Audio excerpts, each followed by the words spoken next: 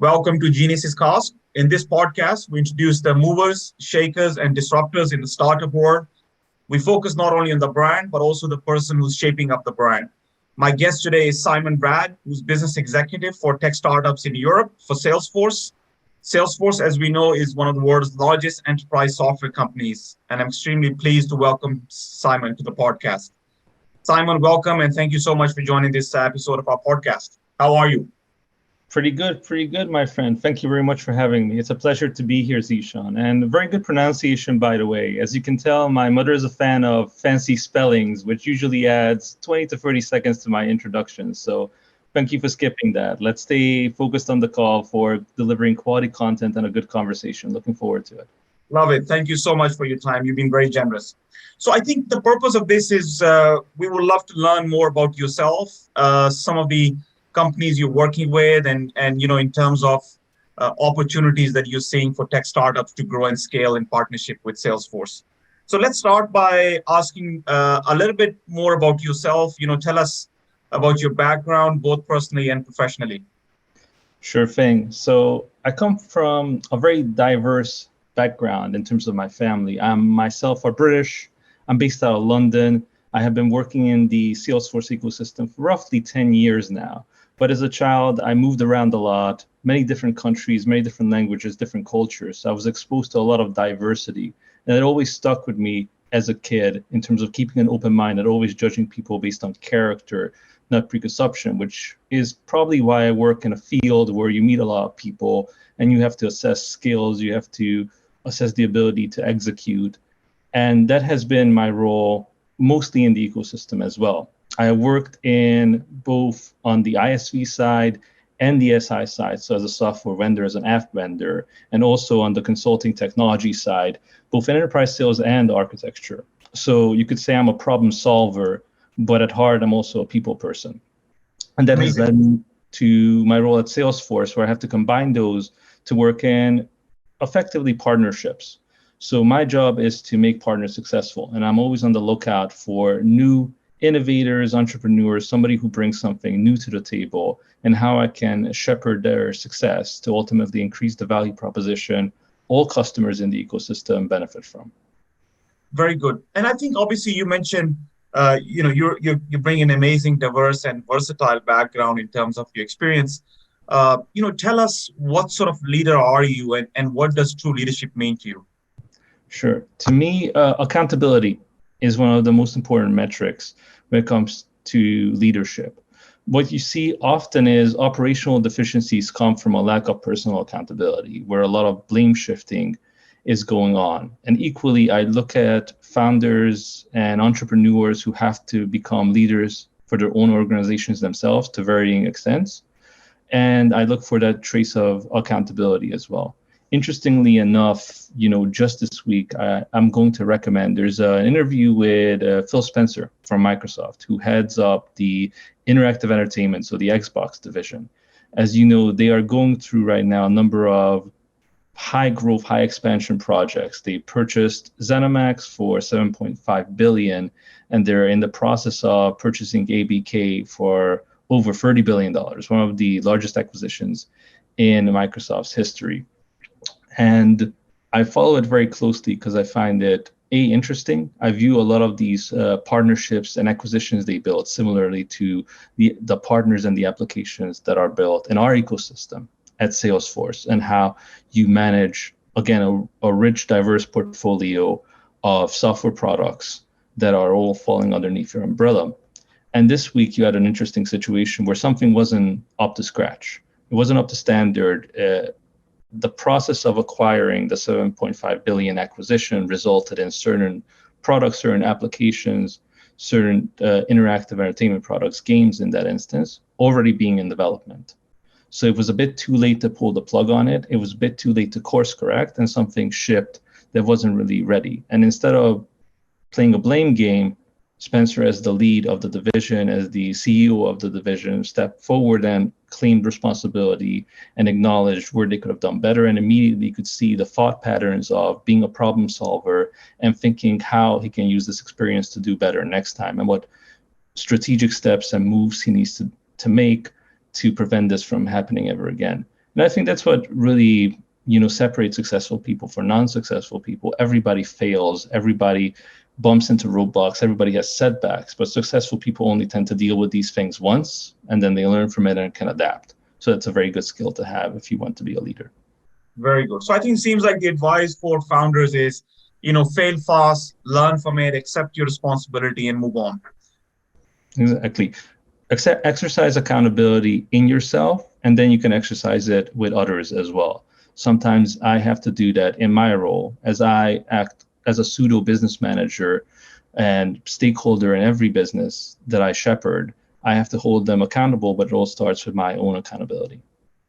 Okay, very good. Maybe let's talk about your role a little bit, and maybe let's bridge, Salesforce into the equation as well. We know that over 90% of startups fail in the first couple of years. I mean, stats sort of prove that. You are supporting a number of startups within Salesforce to scale up. I think it's an amazing role, but equally, I think you also may have learned during this course what makes a startup successful. Maybe you can share some tips and opportunities. Absolutely. There's essentially two things there. Now, the 90% number is a little bit bloated because everybody gets lumped into it, right? Everybody who starts a startup for many, many different things and many different business ventures. So I would like to focus on specifically startups in the Salesforce ecosystem. There's a good saying where Salesforce is essentially like a canvas. We can do anything, but we can't do everything. And that's where partners come in. Partners are the players on the market who can identify value propositions that are not yet realized, white spaces, and then focus their business on it to create a solution that tailors to everybody, right? The platform owner can do that by itself, and that's where partners are really valuable and really useful for the ecosystem. That also leads into the answer to your question, what makes a startup successful? Ultimately, you can do a lot of different things, but it falls into two large umbrellas. One is identifying your niche. So you need to know your niche, identify the white space, something that hasn't been realized, an opportunity waiting to be seized, or a functionality that's missing from the market. And the other one is being an industry expert. The best solutions come from real pain and real life experience. So if you're an industry expert, if you specialize somewhere, that can lead to a product that finds a niche for itself because you yourself come from that industry and have experienced the pain firsthand. Now, of course, after that, you can expand, you can look at other verticals, other industries, other regions, and grow your business. But that's more the expansion strategy later on once you're established. When you're just starting up and you're a literal startup and you have to build the business from the ground up, then it's very important to either use your industry expertise to find a real pain point or identify a white space in the market and focus on finding out what you can do to improve that space and how you can successfully launch a business in there to find customers that are waiting for a solution. Okay, very good. I think, and a lot of founders, when they're starting out, they probably don't really know the opportunities Salesforce is offering in terms of AppExchange. Maybe if you can define what exactly is the AppExchange ecosystem and how can it make a startup successful? Sure. So continuing the blank canvas philosophy, the AppExchange is very similar to, let's say, the App Store on the iPhone or in the Apple ecosystem. Actually, it's a story, sort of an urban myth in the tech sector, how our founder Mark Benioff and Steve Jobs had a conversation once that inspired Steve Jobs to create the App Store. So the AppExchange was sort of part of the genesis of that whole business model of selling apps within an ecosystem, at least for Apple, and definitely for us. And that is essentially what it is. It gives you an opportunity to build a product, build an application that launches into our ecosystem and is available to our customers on the Salesforce platform. It is a very appetizing offer as we operate purely on a revenue share basis. So the entire tech stack and everything is free. So if you're looking to start up and you want to get your hands on industry-leading technologies, we are the world's #1 CRM. We are the world's highest-rated security data, the platform. We are the world's leading customer relationship platform.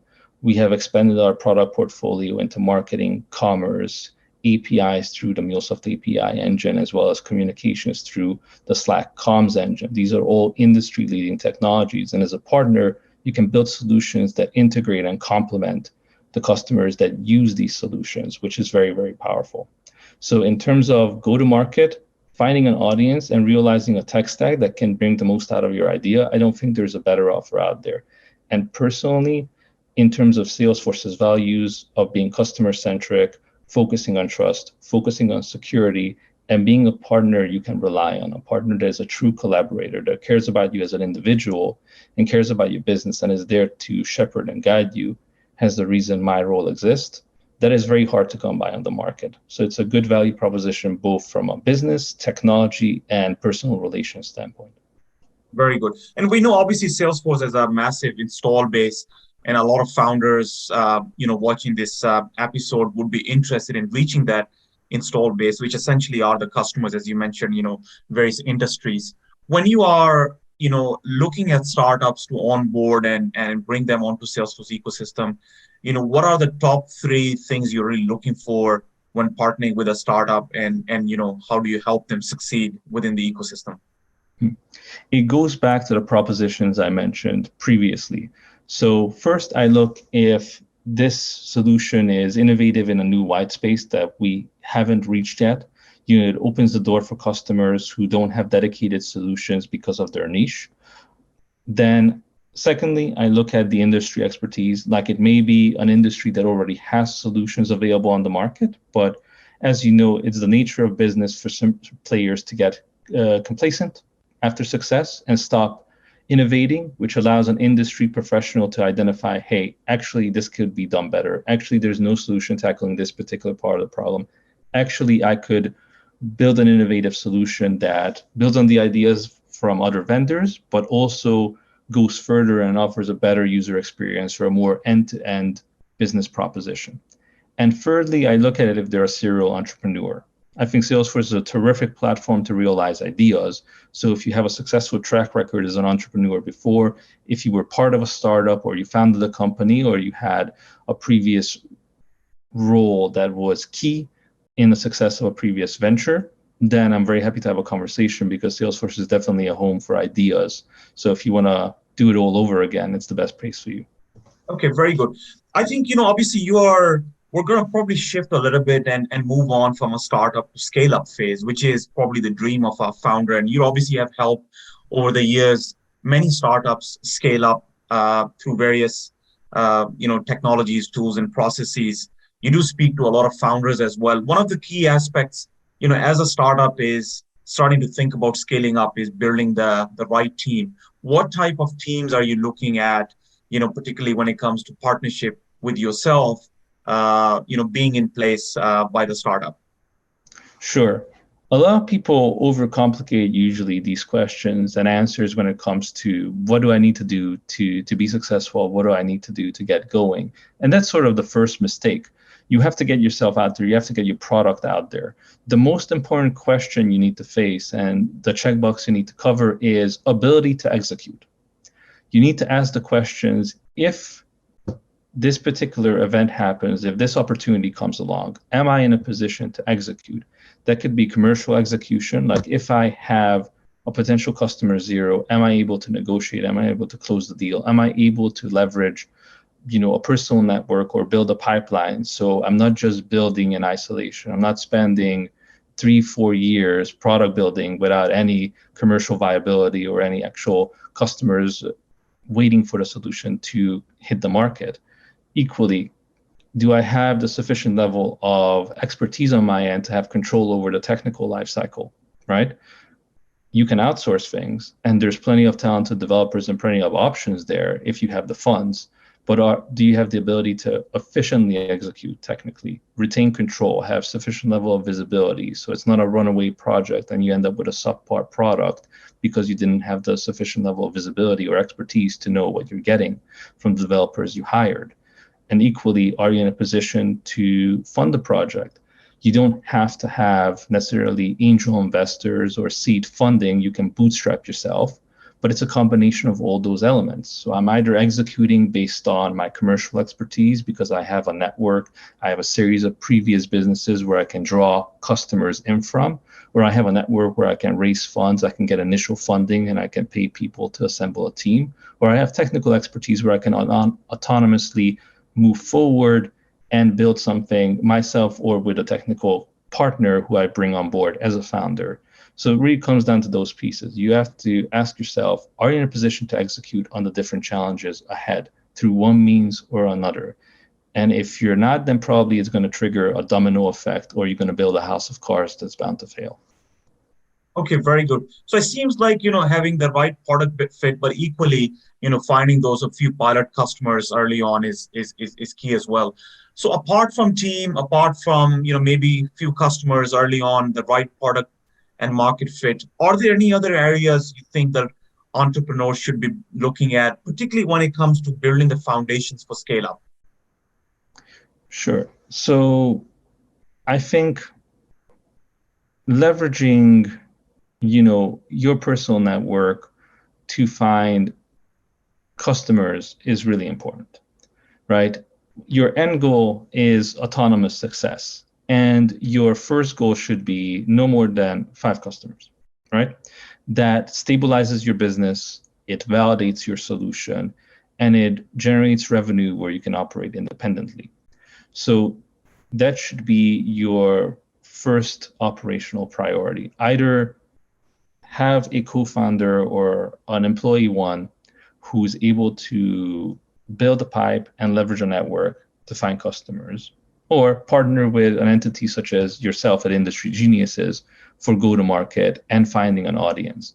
Because whichever perspective you look at it, technical people always love market feedback and they want to keep building and building on the solution.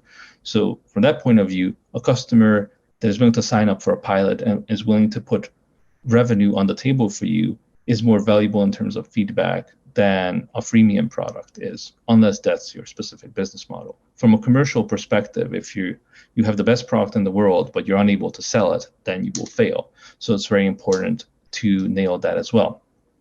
And what we see often is a lot of people are just hesitant to pull the trigger on their own business.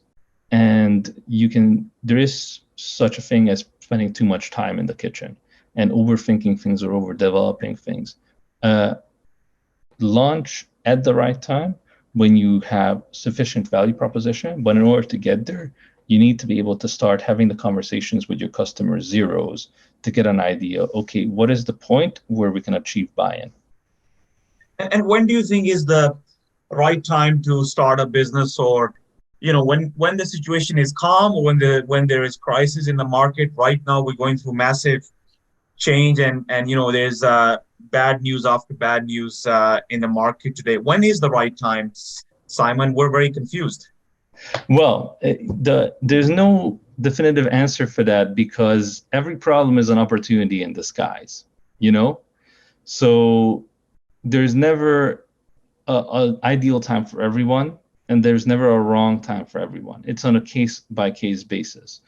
You need to figure it out for yourself, and it depends on your proposition. Like if you're launching we see a lot of this on the market right now. There are a lot of COVID ideas hitting the market where people were stuck in the house, so they start to think about work from home. They start to think about remote engagements, remote enablement. Equally, if you were launch a business that relied on travel expenses, etc. during COVID, it would have been a completely different story. So there's always market feedback you can listen to depending on the specifications of your proposition. But at the same time, wouldn't discourage anybody from launching a business just due to circumstantial things on the market, because ultimately you can only control yourself. You can't control everyone else and other people, and that goes back to personal accountability. So if you're waiting on the world to align all the pieces for you, ideally, it's never really going to happen.